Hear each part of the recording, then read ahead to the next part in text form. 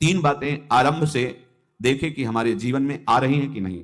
पहली बात, भगवान पर पूर्ण श्रद्धा विश्वास।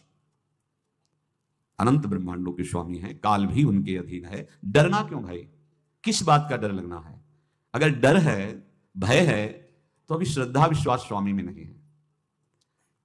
अगर हमें हृदय में कष्ट अपना प्रभाव पहुंचाना चाहता है, तो जैसे कोई ठंडी से बहुत कांप रहा हो और माता दौड़कर आवे अपने हृदय से लगा के अपने शरीर का ताप देकर उसकी ठंड को दूर कर दे, ऐसे प्रियाजू करते हैं, ऐसे प्रियालाल करते हैं। ये कहा कहो बड़ भाग, नित नित रति हरिवंश हित, नित बरधत अनुराग, यह जो कृपा हरिवंश की।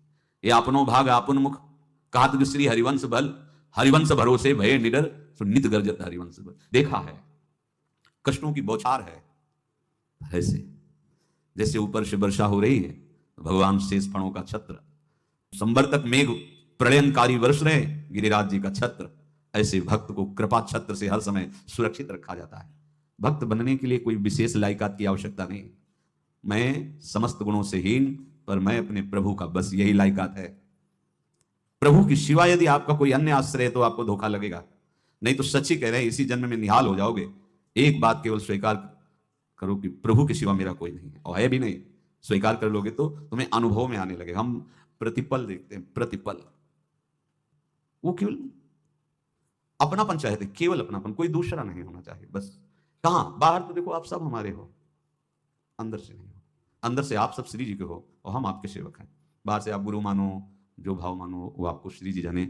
अंदर से हमारे आप श्री जी के जन हो और हम आपके सेवक हैं। बाहर से कुछ भी व्यवहार मानो, कोई बाहर से व्यवहार का कोई अस्तित्व नहीं, अंदर की बात का अस्तित्व होता है। आप सब हमारी स्वामिनी के परिकर हो, हम आपके दास हैं। बस इस बात से हमारा अपनापन आपसे है, नहीं श्री जी के सिवा किसी से कोई अपनापन नहीं। कि आप इसका प्रभाव समझिए। प्रभु को सिर्फ अपनापन चाहिए, सिर्फ अनन्यता। यदि उपासक में तीन बातें नहीं है तो अभी थोड़ी गड़बड़ी है। पहला, दृढ़ श्रद्धा विश्वास। दृढ़ श्रद्धा, आप नहीं, अब नहीं, अब नहीं। अब तो हाथ उठने का समय आ गया। आप क्या, आप नहीं। अब गाहक मत फंसाओ, बाजार बंद करो, हाथ उठा लो, चलो अपने घर चलो। समय आ गया, घर चलने का समय है। नहीं तो कलयुग अपनी बाजार ऐसी फैला देगा कि भूल जाओगे कि घर भी जाना है। दूसरी बात, जो गुरु ने भजन दिया उसमें तत्परता। सच्ची मानिए, जीवन भर कभी इस प्रमाद को गुरु कृपा से आने का अवसर नहीं दिया गया कि चैन से सोए हों और चैन से खाए हों। पूरे जीवन में कभी सुविधाओं को स्वीकार नहीं हुआ, पर साधन मार्ग में कभी भी शिथिलता नहीं हुई, तत्परता है। प्रभु पर पूर्ण श्रद्धा विश्वास और गुरु प्रदत्त साधन पर तत्परता। और तीसरा खास विषय, इंद्रियों से भोगों को न भोगना। तब ये जो रंग है परमार्थ का, तब अब दो चार माला की मनमानी आचरण की कहते हैं हमें भगवदानंद की स्फूर्ति नहीं होती। आपने रास्ता रखा है भगवदानंद का, बाजार लगाए बैठे हो अंदर हृदय में, अन्य आसों की, अन्य भोगों की, अन्य चाहों की, अन्य मान्यताओं की। अरे खाली करो, ये सब माया का खेल है। एकमात्र प्रभु। बस जब ठन जाएगी ये बात, अच्छा गौर से देखो क्या है।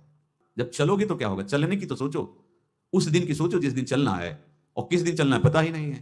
तब तो और होश में हो जाओ। आपको कोई भी यहां सहयोग देने वाला नहीं, कोई भी वस्तु आपकी नहीं, कुछ भी आपके साथ नहीं जाएगा। तो होश में हो जाओ, संभाल लो, आगे की गति मत बिगाड़ो। तीन बातों पर ध्यान दीजिए, श्रद्धा और विश्वास अटूट अपने इष्ट पर। दूसरी बात, हमारे हृदय में जो गुरुदेव ने उपासना का बीज रोपण किया, तत्परता। देखो आपको हृदय की बात कहता हूं, माया के पास केवल प्रलोभन है, ये सुख में बांधती है। सुख का प्रलोभन अच्छे से सजा के पेश करके देना, साधक को भ्रष्ट करना, ये इसका स्वभाव है माया का। माया किसी व्यक्ति का नाम नहीं, किसी शरीर का नाम नहीं। भगवत विमुखता जिस वस्तु व्यक्ति स्थान से हो वही माया है। माया का मतलब थोड़ी जैसे कोई स्त्री शरीर पे आरोप कर दे या पुरुष शरीर पे आरोप कर दे, ये तो माया है। तो और क्या है? मैं, मोर, तोर, तय और जहां तक इंद्रियां जाएं, जहां तक मन जाए, सब माया ही है। इसको देखा है भगवान के पार्षदों ने। ये क्या करती है? चमकीली लेबिल लगाकर, सुख का चारा डाल करके जीव को बांधती है। इससे सुख मिलेगा, बहुत सुंदर है ये वस्तु, ये शरीर, ये व्यक्ति, ये स्थान, ये पद, इससे वो बांधती है।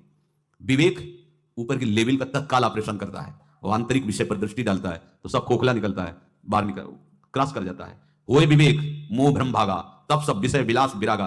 अज्ञानी उसी आकर्षण सुख में बंध जाता है, और सुख तो था नहीं, बंधन इतनी जोर का हो गया, अब मुक्त हो रहे सकता नहीं, तो उसके हृदय में लगता है इसके बिना जी नहीं सकते, इस नशा के बिना, वस्तु के बिना, व्यक्ति के बिना। और एक सूक्ष्म बात, वो जब आपको सुख देगी तो आपको स्वतंत्रता का आभास कराएगी, और जब आप उसको छू लेंगे तो आपको परतंत्र बना देगी, भयभीत कर देगी। तो आप डाउन होकर के अपने अस्तित्व को मिटाकर पूरा जीवन बर्बाद कर देंगे। इन शब्दों को लिख लो, अपने हृदय में लिख लो।